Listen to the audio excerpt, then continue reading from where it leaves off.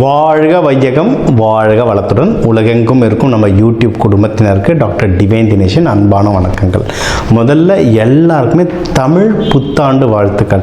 இதுதாங்க actual new year, சரிங்களா? மீதி ஜனவரி 1 நம்ம உலகம் முழுக்க ஒரு ஜார்ஜேஜியன் கேலண்டர்னு சொல்லுவோம், சரிங்களா? வெளிநாட்டு மக்கள் ரெடி பண்ணது. நம்ம தமிழ் முறைக்கு சித்திரை 1 இந்த ஏப்ரல் 14 தான் புனிதமான நாள். இந்தியாவில் பல மொழி பேசுகிறவங்க, நீங்கள் கன்னடமோ நியூ இயரோ யார் எடுத்தாலும் அங்கே உகாதின்னு கொண்டாடுவாங்க. அரௌண்ட் இதே நாட்கள் அரௌண்டு சுற்றி தான் வரும். ஸோ இதுதான் நம்மளுக்கு ரொம்ப முக்கியமான நாள், சரிங்களா?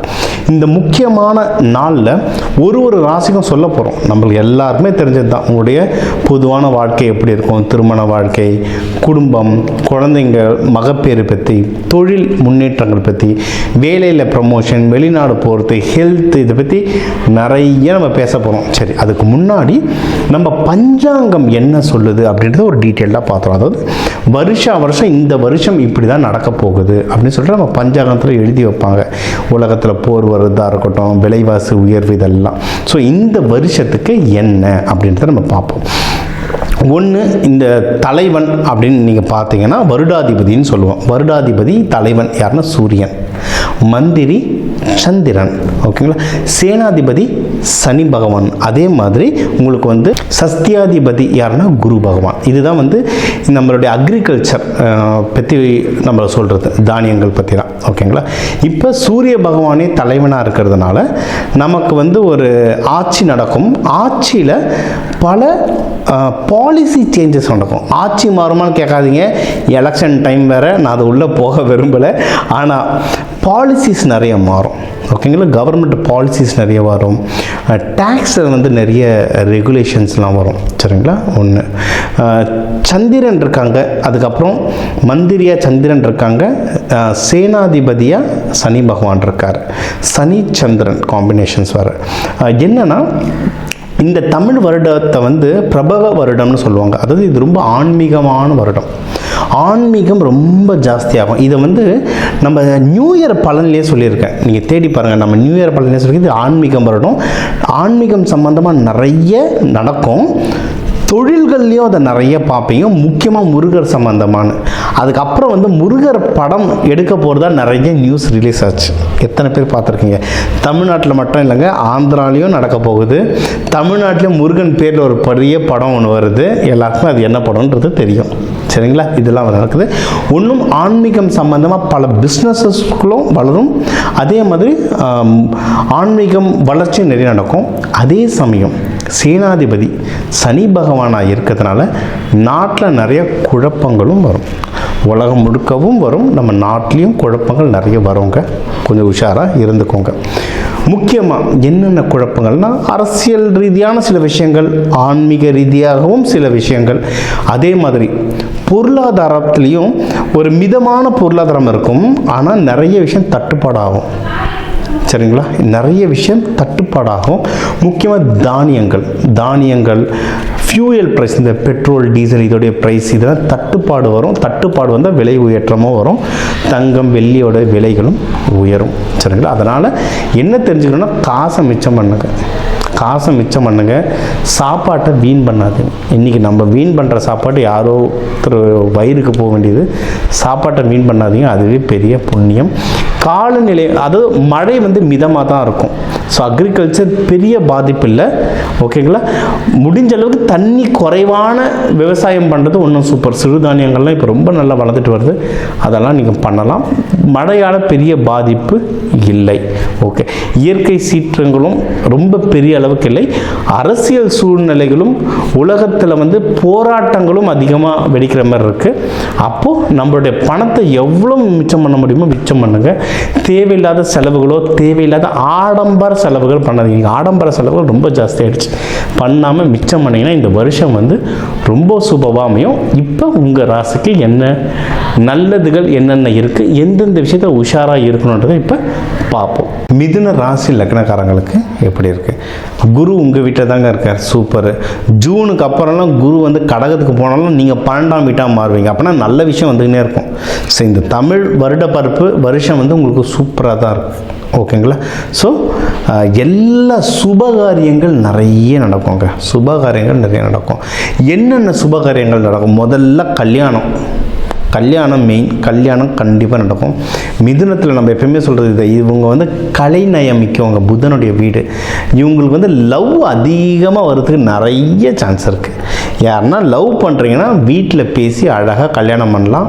ஏன்னா லவ் வீடும் நல்லாயிருக்கு, கல்யாண வீடும் நல்லாயிருக்கு, எதிரிகள் தொல்லை கம்மியாக இருக்குது. அதாவது வீட்டில் நீங்கள் எடுத்து சொல்லும் போது புரிஞ்சுப்பாங்க.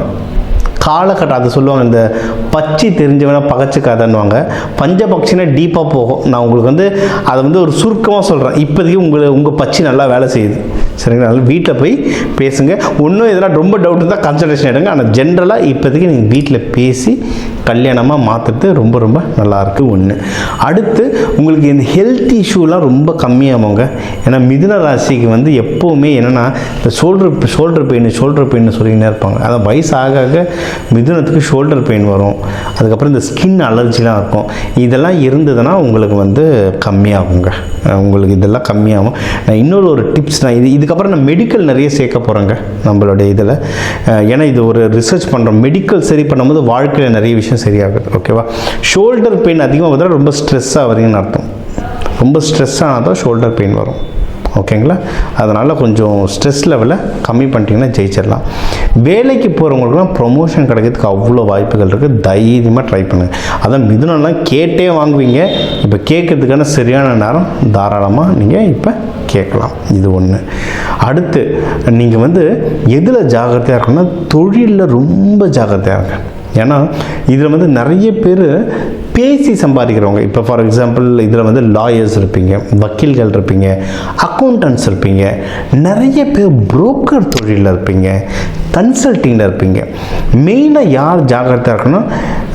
இம்போர்ட் எக்ஸ்போர்ட்லாம் பண்ணுறீங்கள புரோக்கர்ஸ், ஒரு ஏஜென்சி மாதிரி இருப்பீங்களே, அவங்களாம் ஜாக்கிரதையாக இருங்க. ஏன்னா உலகம் முழுக்க நிறைய போராட்டங்கள் வர வாய்ப்பு இருக்குது. அங்கங்கே இந்த தட்டுப்பாடு வரும். உணவு தட்டுப்பாடுன்றதை விட இந்த டிரான்ஸ்போர்ட்டேஷன் தட்டுப்பாடு வரும். இந்த கப்பலில் போகும்போது கப்பலை நிறுத்து ஃப்ளைட்டை ஒரு இடத்துலேருந்து இன்னொரு நாட்டு உள்ள அலோவ் பண்ணுறதில்ல. அப்போ எல்லாமே ஒரு இடத்துல முடங்கிடும். உங்கள் சரக்கு ஒரு மாதம் முடங்கிடுச்சுன்னா கஷ்டம். நம்மளுக்கு தெரிஞ்சவங்களாம் வெளிநாட்டுக்கு வந்து இந்த யூரோப்புக்கு தக்காளி அனுப்புகிறவங்க, முடங்கிடுச்சு, கப்பலில் முடங்கிடுச்சு, தக்காளி தாங்காது, எவ்வளோ நாள் தாங்கும், முடிஞ்சு போச்சு, நஷ்டம். சரிங்களா? இது வந்து முக்கியமாக இந்த புரோக்கர்ஸாக இருக்கவங்களும் இன்னும் அதிகமாக பாதிக்கும். ஏன்னா அவங்க தான் எடுத்து அதை நடத்துறது, அவங்களே நிறைய விஷயத்தில் பாதிக்கும். அதனால் இந்த மிதுன ராசி லக்னக்காரங்க இந்த தொழிலெல்லாம் இருந்தீங்கன்னா ரொம்ப ஜாக்கிரதையாக இருங்க. இது ஒன்று. அடுத்து நீங்கள் எதில் ஜாக்கிரதையாக இருக்கணும்? இந்த இன்வெஸ்ட்மெண்ட். எதில் பணம் போடுறேன்றதுல ரொம்ப கவனமாக இருங்க. ஓகே? ஏன்னா இப்போ வந்து உங்களுக்கு கையில் நல்லா பணம் நடமாட்டம் இருக்கும், நிறைய நல்ல நியூஸ் வரும். அதனால் ஃபுல் குஷியில் இருப்பீங்க. குஷி ரொம்ப ஜாஸ்தியாச்சுன்னா டக்குன்னு கண்ணை மறைச்சிரும். சரிங்களா? அதனால் கையில் காசுன்னு வீட்டுக்காரம்மா வந்து அங்கே நல்லா வாங்கி போட சொன்னாங்க, மச்சாங்காரன் ஒருத்தவங்க கார் வாங்கி தர சொன்னான்னு சொல்லிட்டு நீங்கள் பாட்டுன்னு வரிசை. ஏன்னா இதெல்லாம் நான் ப்ராக்டிக்கலாக பார்த்துக்கிட்டு இருக்கேன். அந்த தெரு என்ன விலை, இந்த ஊர் என்ன விலை சொல்லிட்டு ஓடிக்கிட்டு இருக்காங்க. மிதுனம் பார்த்து காசை சேர்க்குற வழியை பாருங்கள். இன்வெஸ்ட்மெண்ட் தேவைப்பட்டால் மட்டும் செய்யவும், டவுட் இருந்தால் கன்சல்ட்டிங் புக் பண்ணவும். சரிங்களா? பார்த்து வண்டியோ வீடோ ஸ்டாக் மார்க்கெட் எப்படி ஏறி இறங்க போகுதுன்றதே யாருக்கும் புரியல அடுத்த ஒரு வருஷத்துக்கு. சரிங்களா? அதெல்லாம் பார்த்து இன்வெஸ்ட்மெண்ட் பண்ணிங்கன்னா ஜெயிக்கிறதுக்கு அதிகமான வாய்ப்புகள் இருக்குது. ஓகே. மற்றபடி நீங்கள் வந்து தூக்கம் இதெல்லாமே சரியாக இருக்குது. நீங்கள் தொழில் வேலைக்கு போகிறவங்களுக்கு கவலையே இல்லை. ரொம்ப ரொம்ப ரொம்ப நேரம் நல்லாயிருக்கு. முயற்சியை வந்து தொடர்ந்து பண்ணிக்கிட்டே இருங்க. படிக்கிற குழந்தைங்களாக இருக்கட்டும், வேலை தேடுறவங்களாக இருக்கட்டும், பொண்ணு மாப்பிள்ளை வீடு தேடுறவங்களாக இருக்கட்டும், நீங்கள் பிஸ்னஸ் பண்ணுறவங்களா இருக்கட்டும், நீங்கள் யாராக வேணால் இருங்க, முயற்சியை மட்டும் தொடர்ந்து பண்ணிக்கிட்டே இருங்க. ஏன்னா முயற்சிகளில் சில குழப்பங்கள், சில டிலேஸ் வரும். சில பேருக்கு இப்படியே டயர்ட் ஆகும். சார் நான் எவ்வளோ தான் சார் ட்ரை பண்ணுறது, எவ்வளோ அது சொல்லுவாங்க, ஜான் ஏர்னா முழம் சறுக்குது சார், எவ்வளோ தான் சார் ட்ரை பண்ணுறதுன்னு. கொஞ்சம் ட்ரை பண்ணுங்கள். இந்த வருஷம் கடைசியிலனா ஒரு பெரிய மாறுதல் வரும். ராகு கேத்து பயிற்சி நடக்கும். அந்த டைம்லலாம் நல்ல மாறுதல் வரும். நீங்கள் எடுக்கிற முயற்சிகளில் வின் பண்ணுவீங்க. அதே மாதிரி நீங்கள் காசை சேருங்க, காசை சேர்த்துவீங்கன்னு ஏன் சொல்கிறேன்னா, இந்த வருஷம் டிசம்பர் மாதம் ஸ்டார்டிங்லலாம் ராகு கேது பயிற்சி நடக்கும். கேது உங்களுடைய 2ஆம் வீட்டுக்கு வராரு. அப்படின்னா என்ன, காசில் குழப்பம் வரும், காசு ட்ரை ஆகும். அதனால் இப்போவே நீங்கள் சேமித்து வச்சு எங்கெங்கே இதை பத்திரம் பண்ணி வச்சிங்கன்னா தான் அடுத்த வருஷம்லாம் கொஞ்சம் ஸ்மூத்தாக ஓடுற மாதிரி இருக்கும். சரிங்களா? இதெல்லாம் மனசில் இது கிட்டத்தட்ட இது சனி பயிற்சி, குரு பயிற்சி, ராகு கேது பயிற்சின்னு போகுது. இதெல்லாம் கால்குலேட் பண்ணி தான் நான் உங்களுக்கு ஒரு எசன்ஸாக சொல்கிறேன். இவர் அந்த வீட்டுக்குள்ளே போனார், அவர் இந்த பார்வை பார்க்குறாருன்னு சொல்லி நான் கன்ஃபியூஸ் பண்ணல. அதெல்லாம் ஜோதிடர்களுக்கு யார் எந்த வீட்டுக்கு போனோம், என்ன பார்வைன்றது. உங்களுக்கு என்ன பண்ணால் வாழ்க்கையில் சந்தோஷமாக இருக்க முடியுமோ அதை சிம்பிளாக சொல்கிறேன், கேட்டு ஃபாலோ பண்ணுங்கள். வழிபட வேண்டிய தெய்வம் பெருமாள். துளசி கொடுத்து பெருமாளை வழிபடுங்க. வில்வம் கொடுத்த நடராஜர் ரூபம் நல்லா தெரிஞ்சுக்கோங்க. நடராஜர் ரூபம் அம்பாலோட சேர்த்து வழிபடுங்க. கோவிலில் தூபம் போடுறதுக்கு பணம் வாங்கி கொடுங்க. எங்கே ஃபங்க்ஷன் நடந்தாலும் லவுட் ஸ்பீக்கருக்கோ நாதஸ்வரத்துக்கோ மிதுன ராசி லக்னக்காரங்க செலவு பண்ணுங்க. கோவிலுக்கு இந்த விஷயத்துக்கு நான் செலவு பண்ணுறேன்னு பண்ணுங்கள். உங்கள் லைஃப் ஜாம்னு முன்னேறும். அது இந்த தமிழ் வருடப்பிறப்பு சூப்பராக அமையும். சரி, நம்ம தமிழ் புத்தாண்டு பிரபவ வருஷத்துக்கு என்னென்ன பலன்கள் அப்படின்னு பார்த்தோம். ஓவராலாக இந்த தமிழ் புத்தாண்டுக்கு எப்படி இருக்கும், ஒரு வருஷ பலன்க, இது ஒரு வருஷ பலன். ஓகே, ஓவராலாக எப்படி இருக்கும், குடும்பம், கல்யாணம், மகப்பேறு, மறுமணம், ஹெல்த்து, ஜாப், பிஸ்னஸ், ப்ராஃபிட், வெளிநாடு போயிட்டு வர்றது, முடிஞ்ச அளவுக்கு எவ்வளோலாம் முக்கியமான பாயிண்ட்டோ அது எல்லாமே கவர் பண்ணிட்டோம். எப்போவுமே சொல்கிறது, 12 கோடி தமிழர்களில் ஒரு ராசியும் ஒரு கோடி பேர் இருக்கீங்க. எல்லாருக்கும் பொதுவாக சொல்லியிருக்கோம். ஒவ்வொருத்தருடைய கைரேகை மாறுற மாதிரி ஒவ்வொருத்தருடைய ஜாதகமும் மாறும். இப்போ சொன்னதே நல்லபடியாக உங்களுக்கு வேலை செய்யும். இன்னும் அதிகமாக தெரிஞ்சுக்கணுன்னா கன்சல்டேஷன் எடுத்துக்கோங்க. ஒன்றும் டீட்டெயிலில் உங்களுடைய மற்ற கிரகநிலை, ராசி லக்னம், நட்சத்திரங்கள் வச்சு இன்னும் டீட்டெயிலில் பஞ்சாங்க நம்ம ப்ரெடிக்ஷன் சொல்லலாம். சரிங்களா? ஸோ இந்த தமிழ் வருட பருப்புக்கு நம்ம என்னென்ன தெய்வங்களை சொன்னோமோ, என்னென்ன வழிமுறைகளை சொன்னோமோ, இது எல்லாமே பின்பற்றுங்க. சரிங்களா? இதை தாண்டி நம்ம நிறைய கிளாஸஸ் எடுத்துகிட்ருக்கோங்க. ஏன்னா இப்போ சனி பயிற்சிக்கு சொல்கிறோம், சனி பாய் எனக்கு கொடுத்த 5-8 நிமிஷத்தில் என்னென்ன சொல்லணுமோ என்னால் முடிஞ்ச அளவு சொல்லிட்டேன். இதை தாண்டி சனி பயிற்சிகள்லேருந்து நம்ம ஓரளவுக்கு தப்பிச்சுக்க நிறைய விஷயங்களுக்கு நம்ம விதைகள் மூலயமா நிறைய பயிற்சிகள் தரும். கலர், அரோமா, மெட்டல் ஒரு கிரகத்துக்கு ஒரு மெட்டல் இருக்குது. அந்த மெட்டலை வச்சுக்கிட்டிங்கன்னா உங்கள் உடம்புல பல மாறுதல்கள் வரும். இதுதான் நம்ம கோவில்லே யூஸ் பண்ணுறோம். கோவில் கலசங்கள், ஐம்பொன் சிலைகள், இது பின்னாடிலாம் நிறைய சயின்ஸ் இருக்குது. இதெல்லாம் நிறைய சொல்லி தந்துட்டுருக்கோம். இதெல்லாம் எடுத்து நீங்கள் ஃபாலோ பண்ண வாழ்க்கையில் மென்மேலும் வளருவீங்க. எல்லா கிரகமும் எல்லா தெய்வங்களும் நமக்கு நல்லது செய்யத்தான் இங்கே இருக்குது. நம்ம கர்ம வினைப்படி நம்மளுக்கு நல்லதும் கெட்டதும் மாறி வருது. நம்ம புத்தியை வச்சு இதெல்லாம் கற்றுக்கிட்டு அதை இம்ப்ளிமெண்ட் பண்ணி வாழ்க்கையை வளர விதியை மதியால் வெல்லலாம்.